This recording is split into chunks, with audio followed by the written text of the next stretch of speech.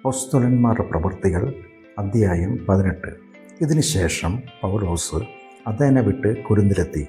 അവിടെ അദ്ദേഹം പൊന്തോസ് സ്വദേശിയായ അക്വിലാസ് എന്നു പേരുള്ള ഒരു യഹൂദനെയും അയാളുടെ ഭാര്യ പ്രിസ്കില്ലയെയും കണ്ടുമുട്ടി. യഹൂദരെല്ലാം റോം വിട്ടു പോകണമെന്ന് ക്ലൗദിയോസ് ചക്രവർത്തിയുടെ കൽപ്പന പ്രകാരം ഇറ്റലിയിൽ നിന്ന് വന്നവരായിരുന്നു ആ ദമ്പതികൾ. പൗലോസ് അവരെ സന്ദർശിച്ചു. ഒരേ തൊഴിൽ ചെയ്യുന്നവരായതുകൊണ്ട് അദ്ദേഹം അവരുടെ കൂടെ താമസിച്ചു തൊഴിൽ ചെയ്തുകൊണ്ടിരുന്നു. കൂടാരപ്പണിയായിരുന്നു തൊഴിൽ. ശബ്ബത്ത് തോറും അദ്ദേഹം പള്ളിയിൽ ചെന്ന് യഹൂദരെയും യവനരെയും ബോധ്യപ്പെടുത്താൻ ശ്രമിച്ചു. എന്നാൽ ശീലാസും തിമോഥെയോസും മക്കധോനിയയിൽ നിന്നും എത്തിയപ്പോൾ പൗലോസ് വചനഘോഷണത്തിൽ മുഴു ശ്രദ്ധയും കേന്ദ്രീകരിച്ചുകൊണ്ട് യേശു തന്നെ ക്രിസ്തു എന്ന് യഹൂദരോട് സാക്ഷീകരിച്ചു തുടങ്ങി. എന്നാൽ അവർ എതിർക്കുകയും ദൂഷണം പറയുകയും ചെയ്തപ്പോൾ അദ്ദേഹം വസ്ത്രം കുടഞ്ഞുകൊണ്ട് അവരോട് പറഞ്ഞു, നിങ്ങളുടെ രക്തം നിങ്ങളുടെ തന്നെ ശിരസിൽ പതിക്കട്ടെ. ഞാനോ നിരപരാധി. ഇനി ഞാൻ വിജാതിയരുടെ അടുക്കിലേക്ക് പോകുന്നു. അതിനുശേഷം അവിടം വിട്ട് അദ്ദേഹം തീത്തോസ് യുസ്തോസ് എന്നു പേരുള്ള വിജാതീയനായ എന്നാൽ ദൈവത്തെ ആരാധിച്ചിരുന്നവനുമായ വ്യക്തിയുടെ വീട്ടിലേക്ക് പോയി. ആ വീട് സിനഗോഗിനോട് ചേർന്നായിരുന്നു. സിനഗോഗിൻ്റെ ചുമതല വഹിച്ചിരുന്ന ക്രിസ്പോസ് അയാളുടെ മുഴുവൻ കുടുംബാംഗങ്ങളുമായി കർത്താവിൽ വിശ്വസിച്ചു. കൊരിന്ത്യരിൽ മറ്റനേകരും വചനം കേട്ട് യേശുവിൽ വിശ്വസിച്ചു സ്നാനമേറ്റു. രാത്രിയിൽ കർത്താവ് ദർശനത്തിൽ പൗലോസിനോട്, ഇനി ഭയപ്പെടരുത്, പ്രസംഗം തുടരുക, നിശബ്ദനായിരിക്കരുത്, ഞാൻ നിന്നോട് കൂടെയുണ്ട്, ആരും നിന്നെ ആക്രമിക്കുകയോ ഉപദ്രവിക്കുകയോ ഇല്ല. ഈ നഗരത്തിൽ എനിക്ക് ധാരാളം ആളുകളുണ്ട്. അങ്ങനെ പൗലോസ് ദൈവവചനം പഠിപ്പിച്ചുകൊണ്ട് 1.5 വർഷം അവിടെ താമസിച്ചു. ഗല്ലിയോൻ അഖായയിൽ ഭരണാധികാരിയായിരിക്കുമ്പോൾ യഹൂദർ പൗലോസിനെതിരെ സംഘടിതമായി എഴുന്നേറ്റ് അദ്ദേഹത്തെ പിടിച്ച് ന്യായാസനത്തിന് മുമ്പിൽ കൊണ്ടുവന്നു. ഈ മനുഷ്യൻ ന്യായപ്രമാണത്തിന് വിരുദ്ധമായി ദൈവത്തെ ആരാധിക്കാൻ ജനങ്ങളെ പ്രേരിപ്പിക്കുന്നു എന്ന് ബോധിപ്പിച്ചു. പൗലോസ് സംസാരിക്കാൻ തുടങ്ങിയപ്പോഴേക്കും ഗല്ലിയോൻ യഹൂദരോട് പറഞ്ഞു, വല്ല അന്യായമോ കുറ്റകൃത്യമോ ആയിരുന്നെങ്കിൽ നിങ്ങളുടെ പരാതി ഞാൻ സ്വീകരിക്കുമായിരുന്നു.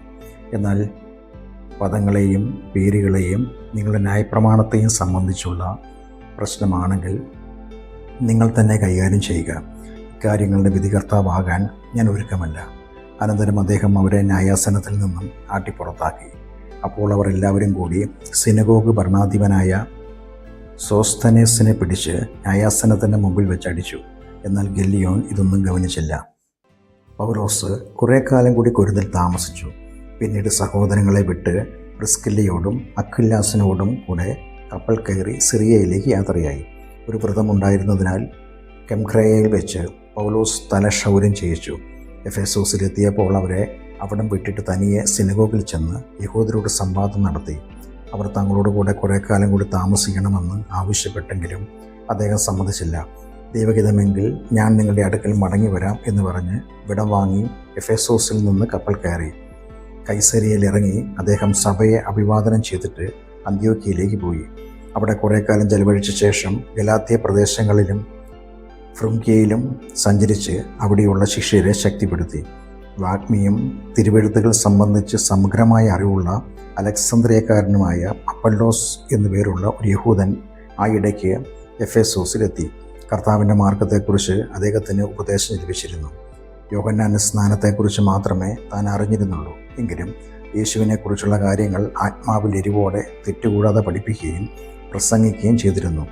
അദ്ദേഹം സിനഗോഗുകളിൽ ധൈര്യത്തോടെ പ്രസംഗിച്ചു തുടങ്ങി. അക്വിലാസും പ്രിസ്കില്ലയും ആ പ്രസംഗം കേട്ടപ്പോൾ അദ്ദേഹത്തെ വീട്ടിലേക്ക് ക്ഷണിച്ച് ദൈവത്തിൻ്റെ മാർഗം കൂടുതൽ വ്യക്തമാക്കി കൊടുത്തു.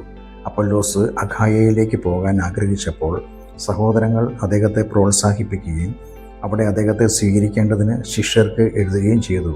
അവിടെ എത്തിയപ്പോൾ ദൈവകൃപയാൽ വിശ്വസിച്ചവർക്ക് അദ്ദേഹം വലിയ സഹായമായി തീർന്നു. യഹൂദരുടെ വാദഗതികളെ അദ്ദേഹം ശക്തിയോടെ പരസ്യമായി ഖണ്ഡിക്കുകയും യേശു തന്നെ ക്രിസ്തുവെന്ന് തിരുവെഴുത്തുകളിലൂടെ തെളിയിക്കുകയും ചെയ്തു.